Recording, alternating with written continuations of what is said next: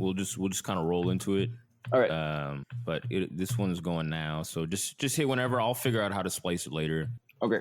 But yeah, that's good. You got some topics, Hobbs, because I don't have too many. But this, the Lola thing. Wait, what brought that to mind? Oh no, I'm on the anime. Anime needs to end. We need to put a stop to anime. Let's go. That's a great topic. Yeah. Yeah. I mean, I'm known to evangelize for anime in COH. Your Avi is anime, right? You were in fact in my replies when I was talking shit about anime. You were in my replies doing some white knight shit for anime. Yeah, but you know what? I kind of reflected on it and I realized anime is done. They made all the good ones. They don't need to make any more. They're not making good ones anymore. Thank you. Yeah. It just devolves into just like complete, just like debauchery. Here, I'm gonna pull up. It's pretty terrible. I'll like find a picture to talk about this comparison. COH posting like mad pictures of anime girl and just like, yo, what the fuck is this shit? It's like these like girls that are like, they look mad. Their eyes are too big, head. Bro. And that's like, babies have big eyes and shit, bro. Kids got big eyes. That's like a specific thing that like, it's meant to, like, that's just how babies and young things are made. And so when you're like reflecting that into your grown women drawings and you're hypersexualizing them and you're also infantilizing them at the same time, that's fucking sick. Well, you're being racist. You're being racist because Asian people look like babies. So you know what I mean? No, you have to factor that in, bro. No, I think it's not even true. It's more like the way that they do it nowadays. Because I mean, they make the eyes big on every cartoon character. Yeah, but it's just different. Like, no, yeah, because it's shoot, I don't want to use that picture. Whew, my own.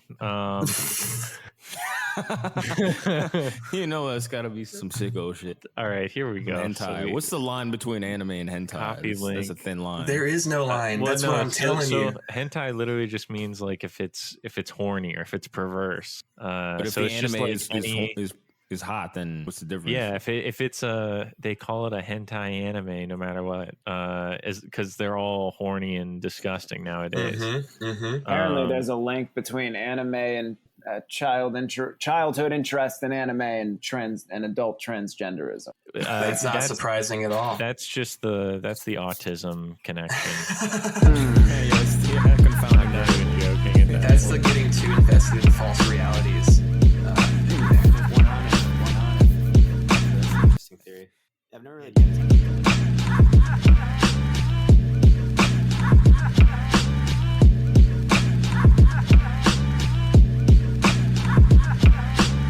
So I'm at Slavoid T. All right, this is Shit Spouter 37. This is Black.com pilled.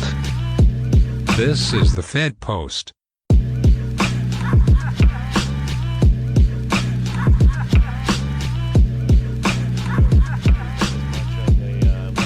It's like a main theme now. Yeah, it's like a main theme with all of them nowadays. All right, we should talk about something that Egg God brought up earlier today, which is talking about the classics and reading and literacy in schools. Yes, because kids are making it to the university, or making it through a whole university education without reading the Bible once in their life, without reading like any books since they were like 10, honestly, right? And part of this, the Egg God thesis, was that they're not allowed to read what they want to read. You want to expand on that a little bit? Oh, me? Yeah. Yeah, sure. I mean, I saw a really, one of those like left accounts that retweets the, like, those Patrick Lunch Enjoyer type people. Those accounts. Yeah. Like whatever. So he tweeted something about how, I wish I could bring it up. Hobbs, if you want to try to find it. But oh shoot, dude, I should have bookmarked. I'm sorry. It's okay. We can go in the chat. Let me just check real quick. Yeah, he tweeted something about how if it was so stupid. It was like, if you are a teacher and you teach a fully young adult curriculum to middle or high school students, that's like the intellectual equivalent of telling students to go out and go smoke a cigarette and hang out in the parking lot for an hour. Right. And I was just that would be better for them, honestly. Yeah. Go outside and smoke a cigarette, because they'll talk about it. That'd be better because they'll need to socialize. It was like he was wrong from both fields, because he's like, disparaging the necessity of like free communication among people, but also saying that like there's no intellectual stimulation to be found in young adult literature, which if any of you have read like S.E. Hinton, like Rumblefish, The Outsiders, Text, I read all that shit. those are awesome books. And you know, my dad is he's retired now, but he's a middle school English teacher, and like I learned to love to read because I would read the books that he would assign his students, and like so it's like I don't know, like what do you want to do? Like, I've seen that too. What's that? Sorry, what were you gonna say? No, go on. I've seen that like the Catcher in the Rye. That's kind of a recent discourse thing. It's like, oh, Catcher in the Rye is like a incel, toxic right wing book or something stupid shit like. Well, they're gonna put it back on the banned book list. Yeah, like burn that shit. People just like the only things that go viral are complaints about like books that everybody had to read in high school because it's like the 5 books that everybody reads. And it's the only ones that these people ever read. It's so boring. 1984. I personally think you should read all these things, but I think you should read them. I like reading the classics is important, right? But like kids have to like reading first. Like you have to get them there. Yeah, exactly. Like when I was a youngster, I was reading like shitty youth literature, shitty like crap pulpy youth literature, which is fine. Yeah, a little John Green action. I liked R.L. Stine, not Goosebumps, but his like more scary like young adult novels, which was always like 2 hot chicks pick up some hunk of a dude, and they're like, and then he's like a murderer. Yeah, it's hentai. I don't know though, like because I know that some schools already do this where they'll like they'll assign people like Hunger Games and shit like that. But like, I don't know. I don't see that helping. I think it's making people more retarded and also just feeding their need to have whatever the fuck they want. Like you should be forced to read a book and you should be graded on the fact whether you can read it or not. Because like I read all that shit. Granted, I'm a big old art fag. But I read what was assigned to me, and then I got into stuff on my own. I have a master's degree, and yet I still feel mostly self-educated because I found the stuff that I liked on my own. But I really don't think decentralizing literary programs is. I don't know if that would help that much. I think we're too easy on kids as it is. I'm kind of a reactionary on this issue. I think stuff like accelerated reading, where like you go in, you do all this like AR testing shit that's usually on the computer, and then it tells you like what your reading level is. Yeah. And then they tell you a lot of schools you can only read under what your reading level is, like that or under. I think that type of stuff is harmful. I think that ultimately some people maybe don't perform on those tests as well as like where their brain is at reading wise, or like if they're interested in something that's a little bit more advanced, maybe you should let them poke their nose in if that's something they're actually interested in, because sometimes the retention can come from interest.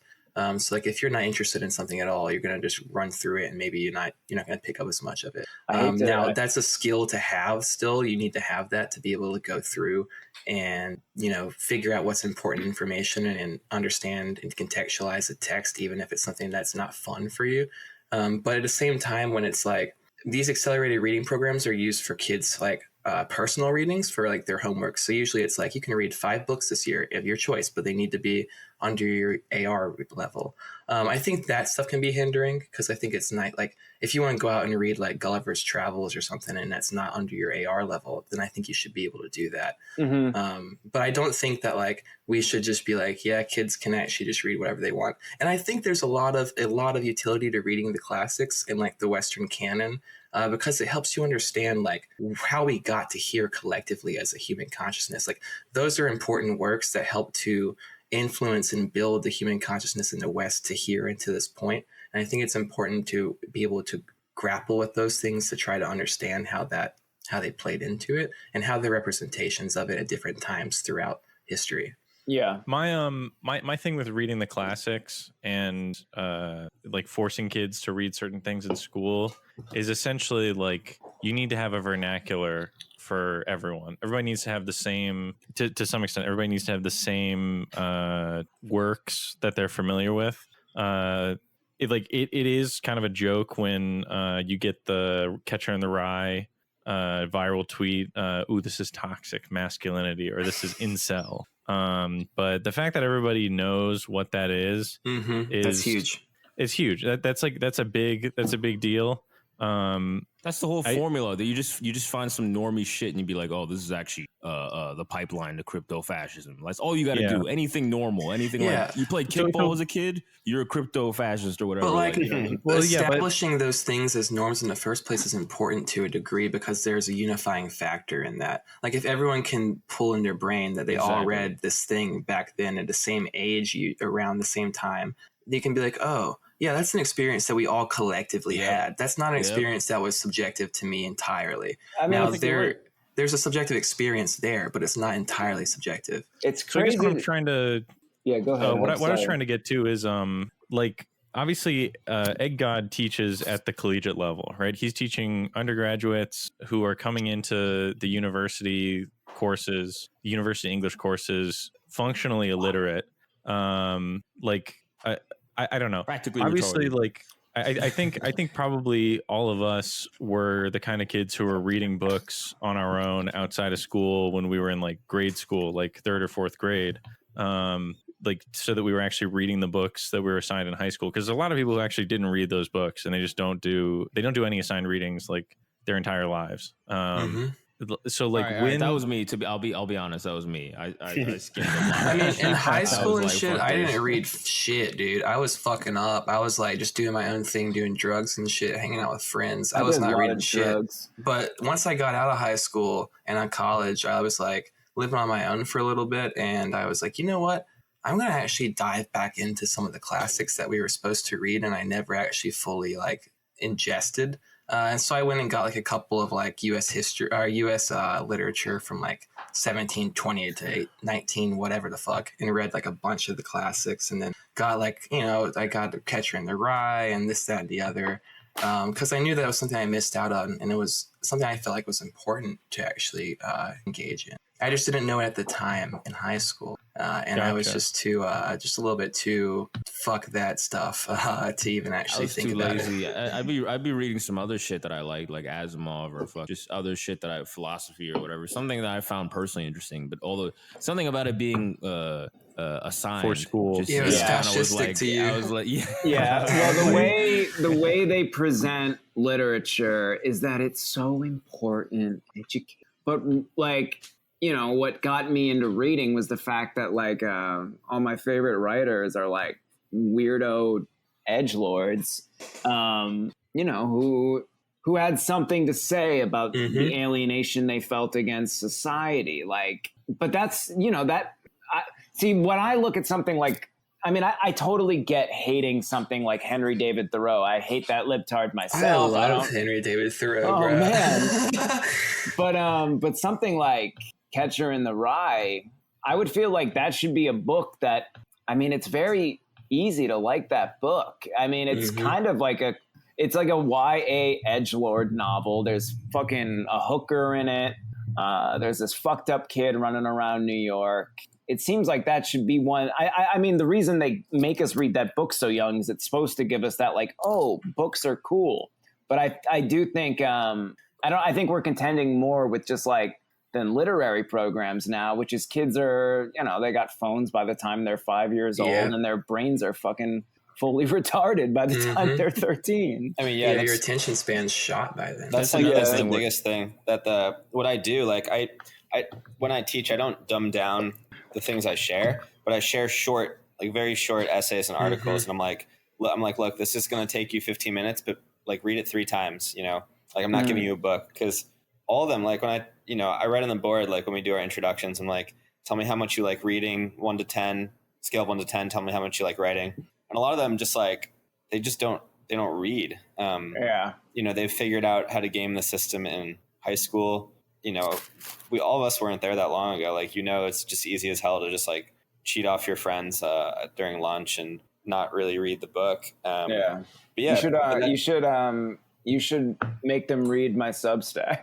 Hey, you should. Oh my god! I'll come talk to the class. Be like, "Yo, this is why you gotta love reading." This guy. Like, I know it's like a joke, but like it presents an interesting problem because when you actually try to get them to engage with like critical thinking or like notes on like propaganda and stuff, you know, like they don't have the necessary faculties there to be able to like understand the world and be like critical and cynical about it, because that would be an impediment to people like buying dumb shit and participating in like the consumer culture. So they're like getting kids to like not actually read the books. Like I'm kind of conspiratorial in the sense that I think the reason why like really like interesting and fun and based books like aren't available to kids like in the classrooms is because like the US doesn't want a literate society. Like they don't want that. Like public education is like one of the last pillars of like the liberal tradition. And if they could privatize it, they would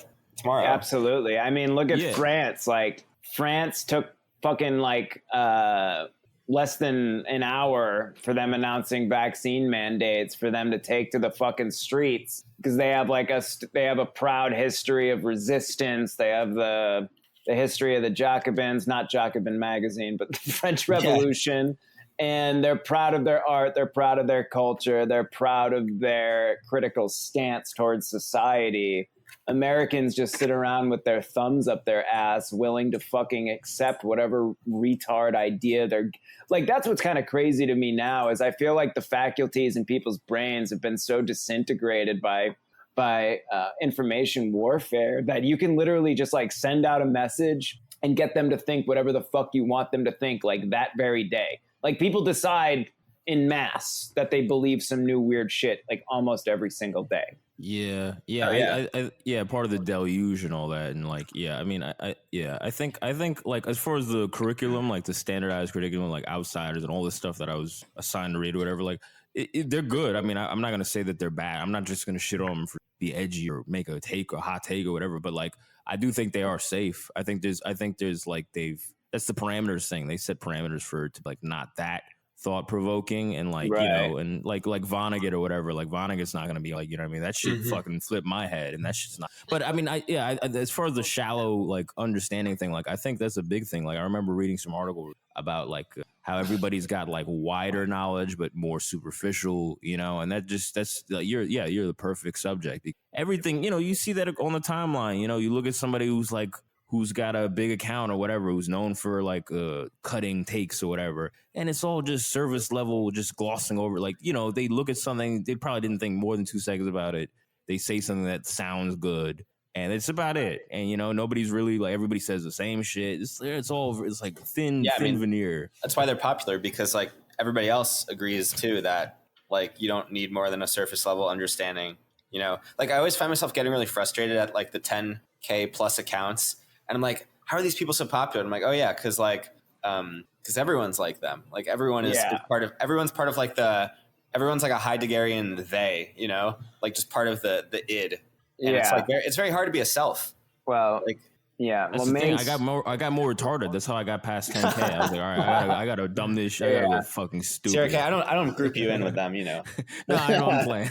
And there's just there's no industry at all anymore for interesting fiction or even interesting writing at all. Reading it? Yeah. I mean, like there is, I mean, on a very, very small underground level, there's still some, I mean, Egg definitely, you know this, there's still some like amazing fucking writers, but like I got a book coming out at September 30th, and I know that I'll probably be able to sell like 1,000 copies to my homies like you guys or the people in our sphere or whatever. But I know for fucking sure that it's not going to be able to find a mainstream audience. On one level, that's liberating because I know what I'm working with, and that allows me to say whatever the fuck I want to say. Sure, but at the end of the day, like it is kind of depressing. Like there will never be a Thomas Pynchon or a Cormac McCarthy or David Foster Wallace or any of these guys probably ever again. Ever. I mean, like, you know, like, that's a great point. Yeah, that's just not going to happen. Like, our popular writers now are like Roxane Gay, for instance. Oh my God. This bitch is treated like an infallible goddess of literature. She wrote this like thing. I don't know how I read it, but it was about her getting gang raped. And somehow she turned an essay about her gang rape she made it boring. How does like a subject like getting gang raped? She even has this one piece of language in there where it says she's describing getting gang raped when she's a kid, right? So it's supposed to be extreme as all hell. But she just says, they were ripping my clothes off and punching me. It was uncomfortable as all hell. Uncomfortable?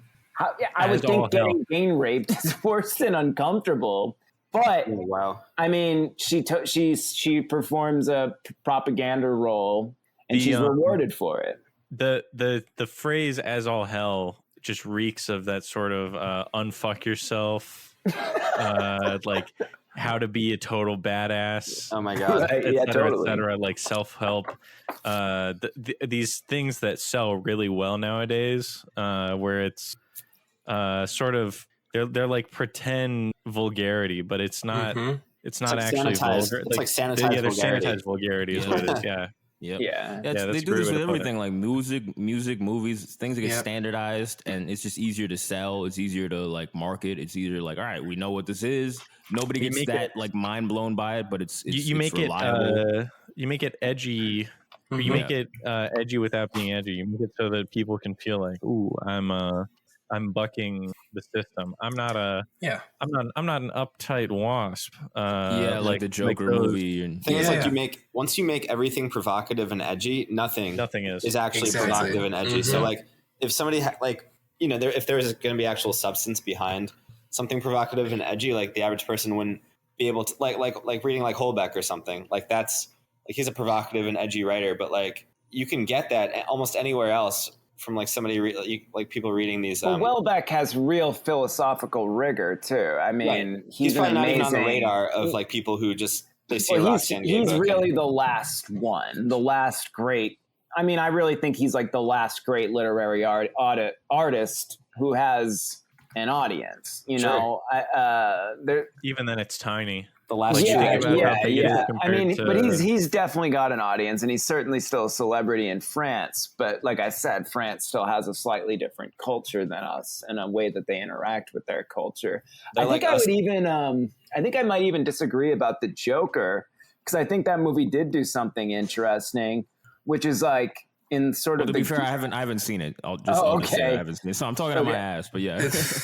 But almost in like a Guy Debord Society of the Spectacle sense, it somehow was able to use the most mass market style of the superhero comic book kind of film and actually create something rather interesting, which is an artistic tactic that I do admire if you can pull it off.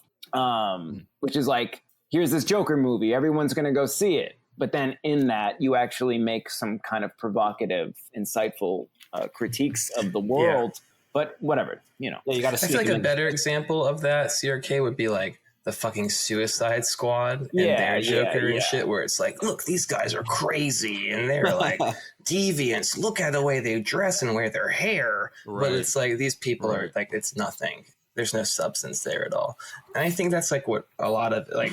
I think that's how capitalism just like kind of sinks its claws into commodifying art. And it's that like it takes the things that draw people to art, the powerful things that have substance, and it takes away the value of like putting substance to it. And it says only what is the device used to elicit a response here that draws attention to the substance, but it forgoes the substance at all. So then it just becomes a bunch of devices. Right. It's just like a whole collection of devices used if that's in art or if it's in, film media. You can see it a lot with Netflix originals. Like they're like, they did this one thing that sold really well in like 40 million movies. But they didn't actually do it with any substance. But they put two faces on it that are going to sell really well. It's all algorithmic bullshit where they're just taking the creativity out of it. Yeah, better examples like the Hassan video or like these AOC videos where they're like saying a lot of like edgy shit, but it's really not anything. Bausch, right? Bausch kind of does that. But I think not to get all Marxoided and libtarded or whatever, but I recently was reading an essay by Trotsky. Trotsky had some insightful things to say about art. And the essay was about social realism, which Trotsky actually rejected. He said social realism just shows you society and therefore sort of validates that that's how it should be, whereas art is supposed to express alienation specifically. Like art in class society at its best is a representation of alienation. I think what happens now is that art is not at all an expression of alienation or a critique of alienation, but a dilution of alienation. It's all mass market entertainment designed to keep us stupid with our thumbs up our ass, unthinking, uncritical. Yeah, I agree. I feel like that's what Adorno had to say about culture. It's just totally flattened out. And culture. It's the gang rape scene. It's the gang rape scene you're talking about, where the nuances is flattened. You know what I mean? All you can do is like upvote or downvote, and you might upvote something that's really, you might downvote something that's really horrendous or something you mildly dislike, and it's all flattened. There's no nuance. Yeah, the other thing too of that spectacle, like edginess or whatever. Like, you remember the Black Panthers thing? I just remembered when they had those like the actual Black Panthers are in the streets, like, oh my god days. And then you find out they're like actors or whatever, and they're like mad good looking. They're like, you know what I mean? Like that whole thing, like the veneer of like that's some like true Baudrillard shit. Like, that was amazing to witness, because I was like, okay, like this looks like pretty like affected. Like it was very, they were a little too like on the nose. They look like they were acting, but the problem is that nobody can see through that because everyone's acting, because everyone just gets their ideas about how to be a human from television. So like nobody can see through any of these psyops anyway, because everyone's their own TV character. It's like, it's really absurd. Well, I love what you said about COVID, where you're like, COVID is the first TV disease. Like it really is. It's like like the problem is that nobody draws any parallels between COVID and like the first Gulf War, which is the first like 24-hour televised war that like basically just glued everyone to like TV. Like nobody like can think of it. Like even people who are alive can't remember a time when like you weren't just inundated with headlines forever. And it's just like, yeah, COVID is really, a lot of people are giving me shit on that. They're like, oh, what about AIDS? Like AIDS was on the TV. And I was like, COVID is COVID's like you're basically, it's a main character in your life, Yeah, it's the only thing on TV. Yeah. I mean, it's such a strong thing on TV that it's led to people shaping their entire fucking identities around that. Like they do, like saw a Twilight character or something back a decade ago. Right. Like now it's like vaxxed or unvaxxed is like the new, like, whatever the fuck.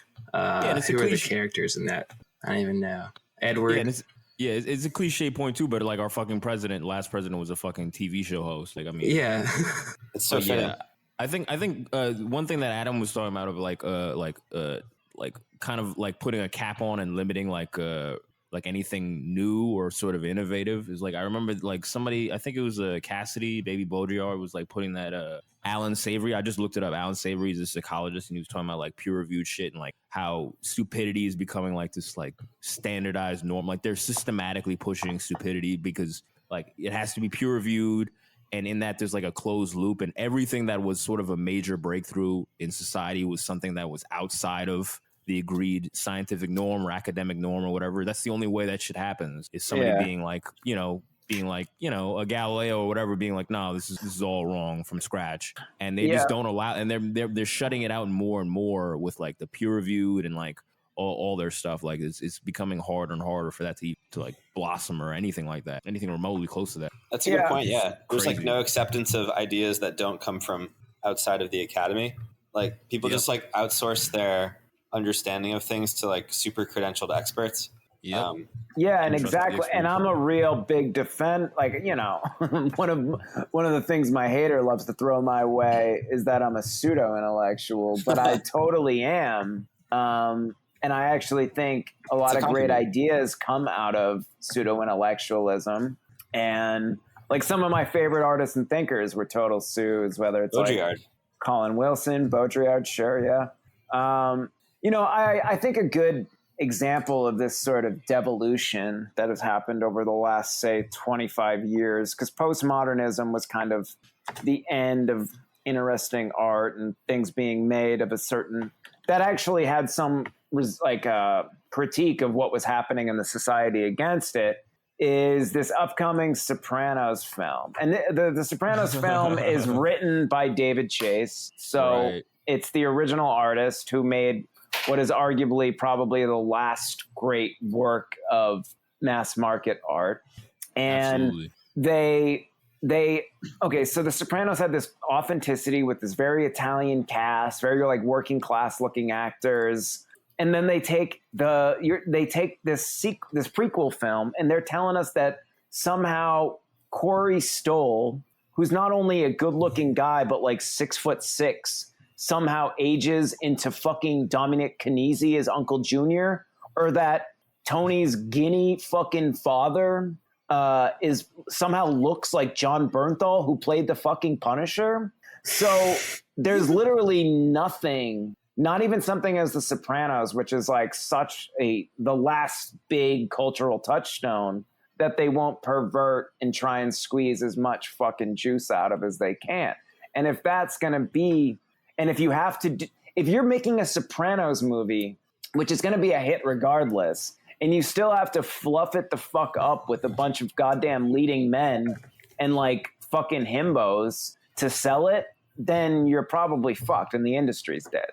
Yeah, I'm actually rewatching Sopranos now because my girl's never seen it, so we're doing a rewatch. And but yeah, that movie, I was wondering like if it was gonna suck, because I'm just like my go-to impression is that every movie that comes out now is going to suck. That's just my default assumption. Definitely American movies for sure. Right. I've seen some interesting.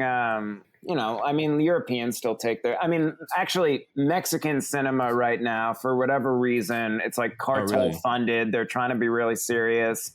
There's a couple Mexican filmmakers, Carlos Regadas and Amat Escalante, who are these guys are making amazing fucking movies. Poland has a good scene right now for movies. France will always be what it is, but American entertainment is just think about it like this. The fucking Dune movie that's coming out is a $220 million movie, and it's going straight to HBO Max. Dude, I was about to ask about Dune. That was one of the things I had written down for today, actually. But yeah, you brought up the Sopranos movie, which is a actually better example of what I was thinking about, which is these sort of rehashes, revisits. Egg God and I had talked for a second about the Lindy Man and his sort of concepts. This is we're talking about refinement culture, but this one is actually the culture being stuck. That we're stuck repeating things from like the 90s, early aughts, and earlier. So what's going on? What's going on with reboots, that, Adam? Yeah, the reboot phenomenon. Like it's the same thing. There it's were a standardizing thing. That's kind of there were reboots before, right? Because of course, there's always reboots, but they lean on it. They're dependent on it. And like Lindy Man, who recently blocked me because I've been talking shit about him for a while. I'm surprised that he's hadn't blocked me before. Yeah. But like that I don't know anything about him. I really don't give a shit to know anything about him. It's not interesting. It's like Jordan B. Peterson to me. It's like, yeah, man, this is like some service level shit. Just look at who likes him to figure out about him. Clean your room, buckle.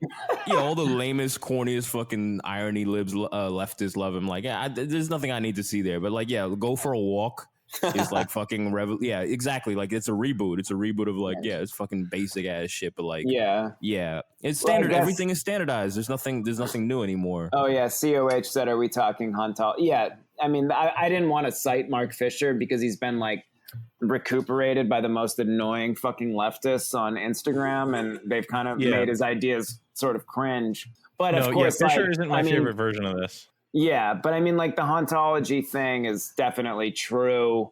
There's no, think about. I think Hollywood's a good like example of this, which is in the 70s there was this real kind of post 68 enthusiasm for new ideas. So rich producers were coming in and just fucking throwing money at people like Coppola and Kubrick and Michael Cimino, etc., and basically saying, do whatever the fuck you want. For whatever reason, business briefly took the second priority over making interesting cinema.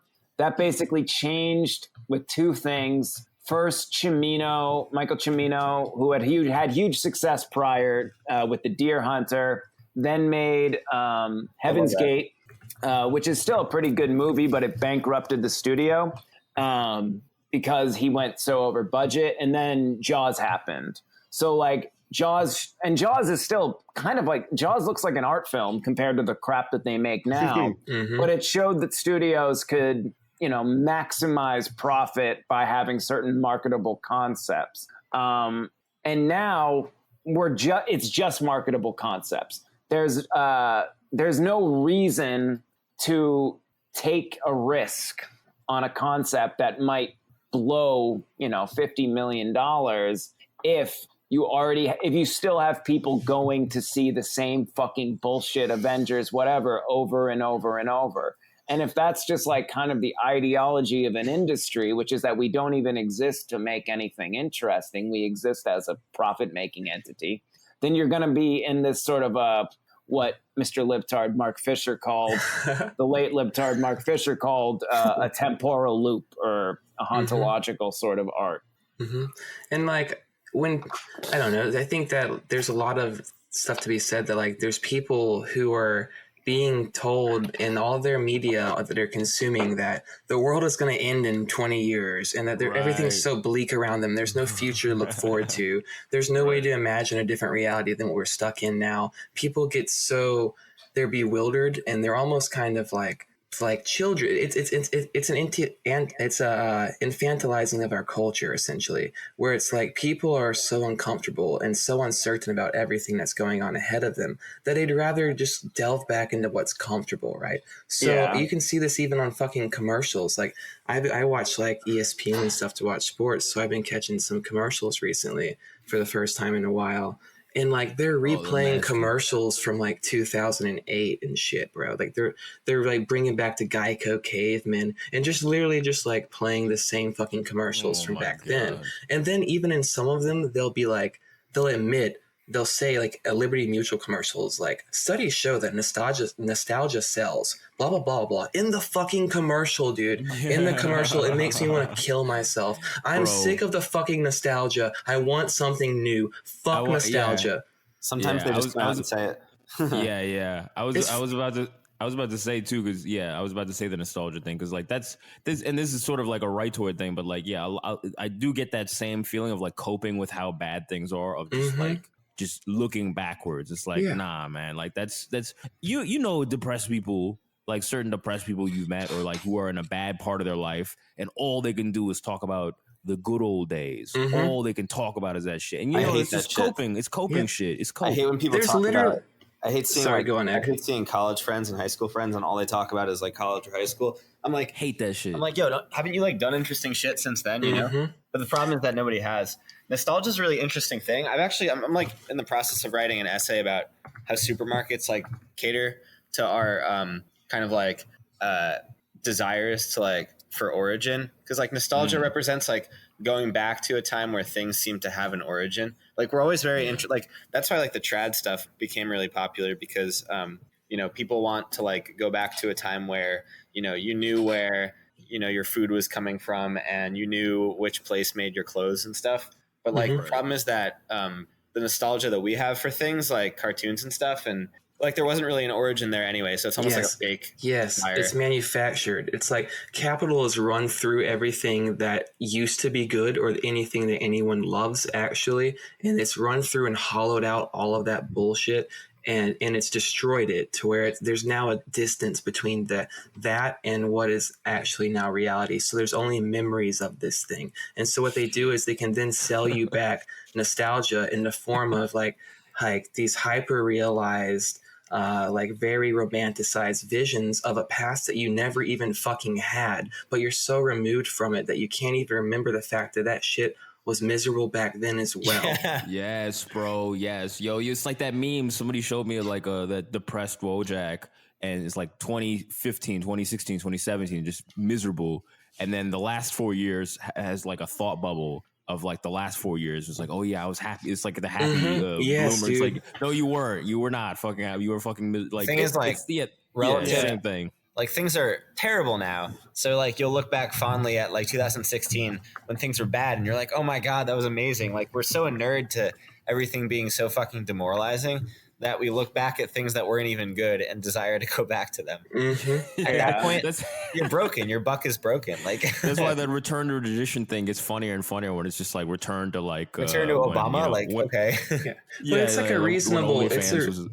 It's an understandable reaction though, because like the global like neoliberal regime's going through and it's ripping all these things up and it's like deciding everything. So like people no longer have the things and places and people that root them to the reality around them. So the only thing that they have actually are these visions and these symbols and these things that they're being sold. And so there's it's like a very strong human instinct and drive to want to go back to like a site, like a general sense of site fundamentalism, where you want to have those places and those things and you want to be attached to them directly. And there's really hate people for it. No, of course not. You just have to realize that like you got to find some sort of happy medium in a way to incorporate that into this like very destructured reality that we're existing in now. You can't just like hard turn right back to it. A bunch of that stuff is already gone. Definitely. I mean, that's basically what I've like come to realize about the vaporwave rightoids. Yes. Is that like their whole thing is like advocating for the same system minus like 50 years, which is like pure. Like it made me realize that a lot of that shit is just as like hopelessly idealist as like of course as like as like a DSA meeting. Yep. Like because these guys are they'll bitch about fucking trans ideology and active, but that shit is just like the same system they want given the contradictions that it faces now. Mm-hmm. But those contradictions can't be like rewinded or rectified by going backwards. It was always going to get here. Exactly. Like this, this is like the natural evolution of a capitalist society. Yep. So it's they want to repeat the steps, and it's like, dude, where you going to end up? You're going to end up back here. I have a great idea. We're gonna bring a factory back down and fucking we're gonna organize for 50 years and we're gonna get one factory for 400 jobs. It's like shut the fuck up. So I got a question about this whole thing with like we got to move on from the past or whatever. I feel like part of that is that like cultural production is such a huge industry rather than like producing things and like living in reality. Like I feel like part of the thing people have to be feeling at this point is like, I mean, obviously like we're saying, or I think at least 2 or 3 of us are saying like we want something new. We don't want to just rehash the same things. But also at the same time, I just like don't want new things to be made. Like I don't want people making new things. I'm happy with what there is right now. So I mean, this goes back to where I opened with anime, where it's like we don't need new anime. Like there doesn't need to be new because like all the different genres, like science fiction or westerns or fantasy, like there's a great masterwork in all of those, and like we cover all the different types of human experiences with those. Like you don't need to make new stuff. I feel like that's. Go ahead. Sorry. Well, like I mean, like we are like stuck culturally still. I feel like. So like what new alienations are going to be expressed in new works of art? Like there's not going to be anything new. But we don't need some, it's like, if we can rephrase it, it's not so much like we need new things. Nothing's new. Yeah, but we do need culture that reflects the reality of the society that we're in and doesn't further mystify that reality. Yep. So I don't want to see another 10 fucking movies this year that are about how BLM is fucking great and racism. I would love like I talk about this sometimes because I have like a couple friends who are like black dudes and like totally and painters, but they both like hate BLM and think it's bullshit. And I'm like, well, say that in your work. That'd be like a really important thing to say, but they are still afraid to take that step. But if art does have like a historic function of demystifying ideology. And, this is kind of like my main thing against Mark Fisher, for instance, is I do think he was a pretty good cultural theorist, but I think he kind of overinflated, like, oh, cultural depression, we can't imagine. I think the average person working 45 hours a week making shit money can imagine a better life for themselves where they don't have to do that.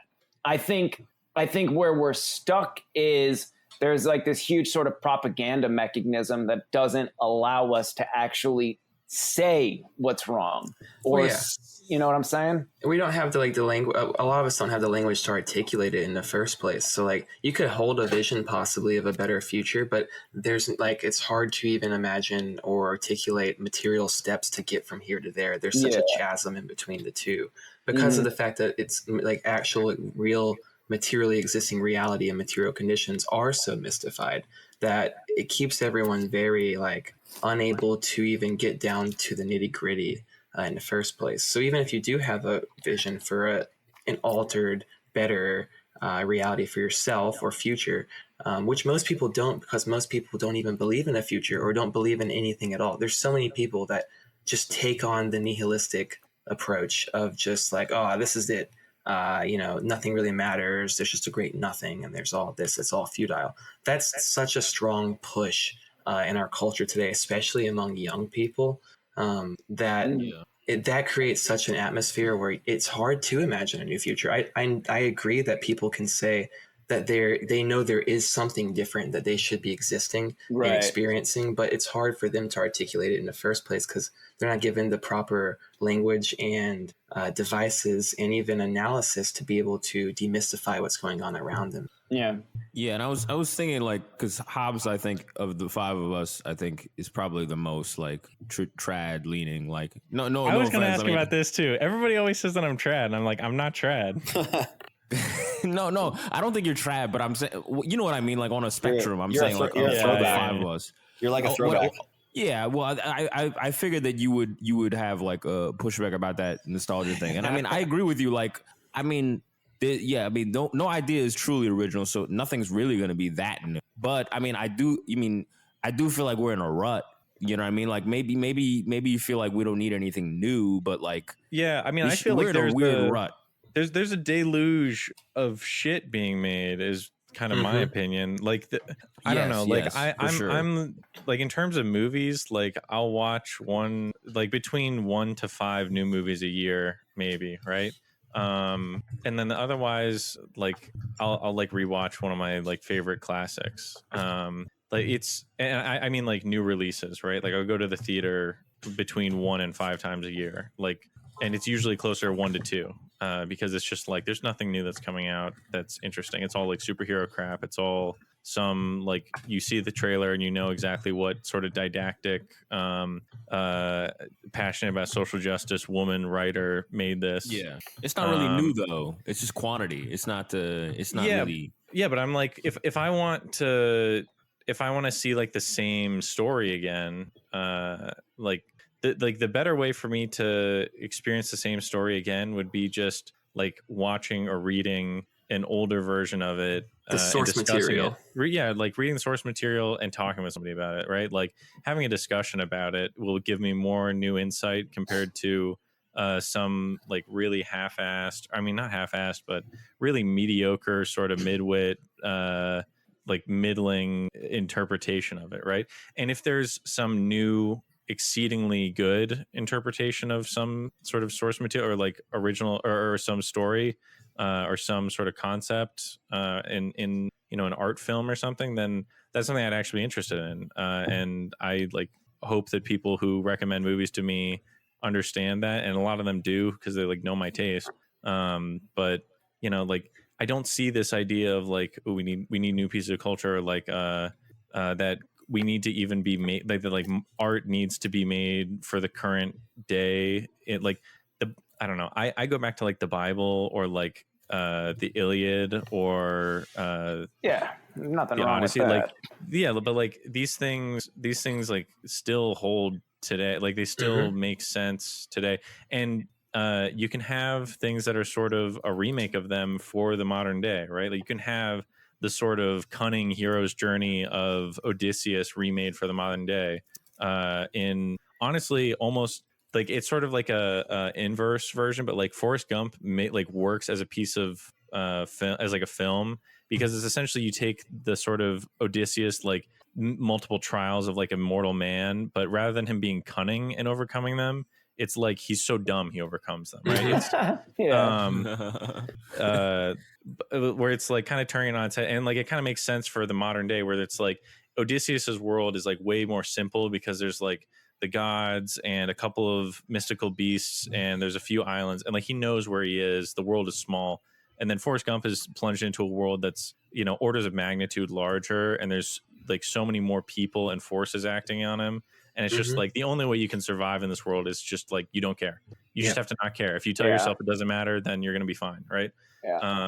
I don't know. Like I'm trying to grasp at some sort of idea here. I don't know if anybody is. No, I think something you're talking about, like of the new things that like are sucking or whatever, is like when they do these like reboots and they like try to make it woke. Like, all right, what if we do this old show, but no, like, not even it's that though. or like it's just like in terms of just like the production of art. Like I don't know, because I started out in art school in college, and I was like I was in arts programs when I was younger, and it's like nobody was like and like when people are making new stuff, like when kids are making new stuff, a lot of time it's like it's crap, and like most of it's going to be crap, and it's like it doesn't need to be preserved. Like we don't need records of this.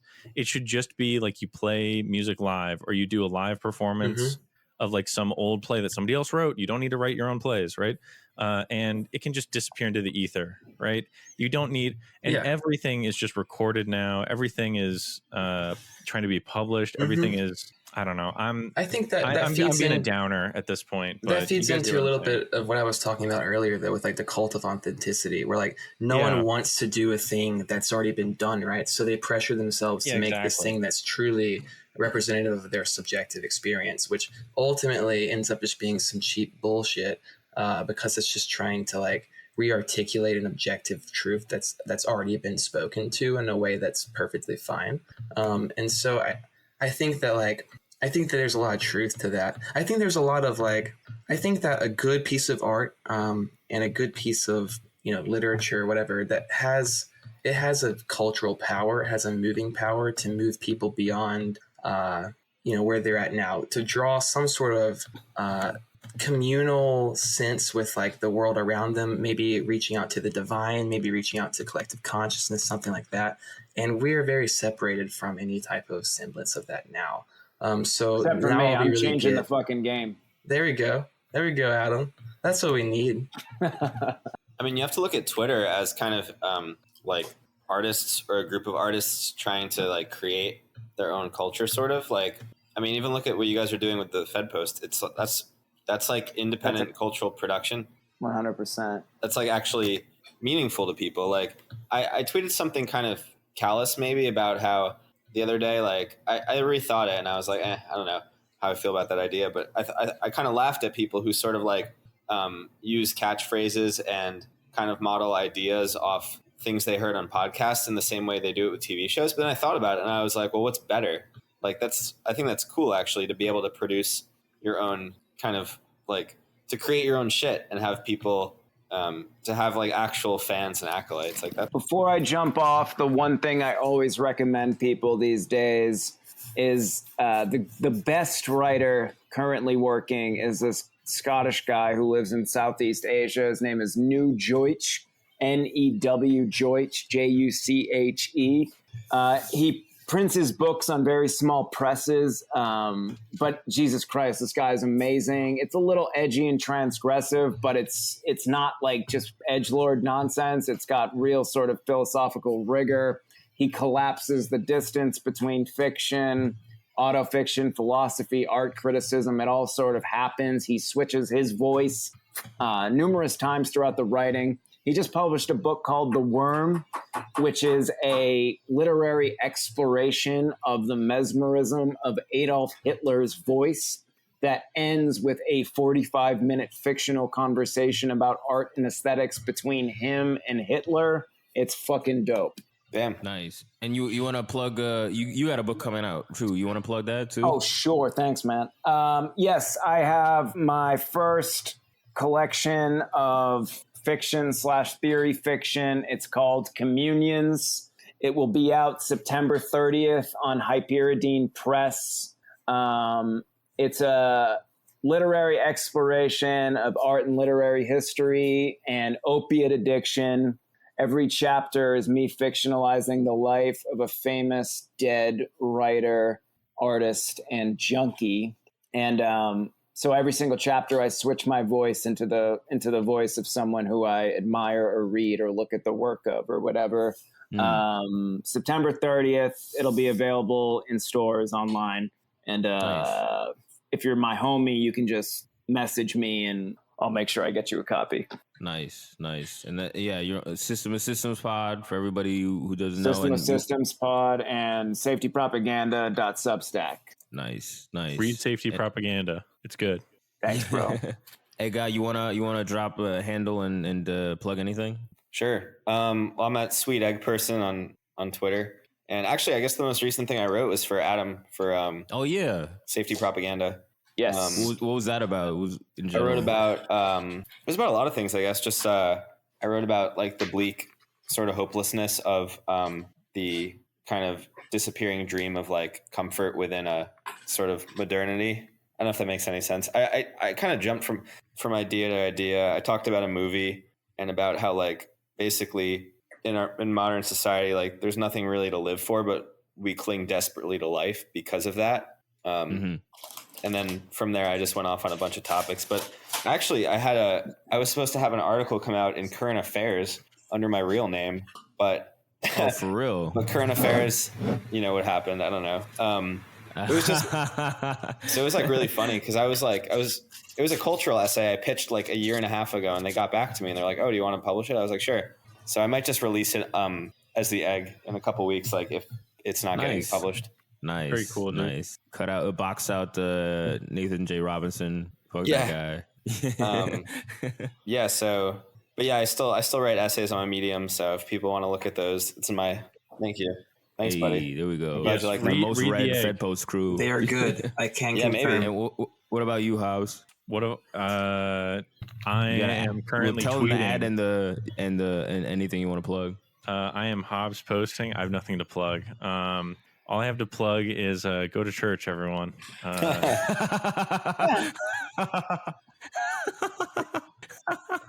Are you going to finally end your horny posting online? Are you going to walk in the light of the Lord? Plugging church, follow the righteous followers, and they demand it. And who am I to? No, everybody should try and be horny in a holy way. Go read the Song of Solomon, everybody. Hell yeah. We tap in with some hentai, plug some hentai.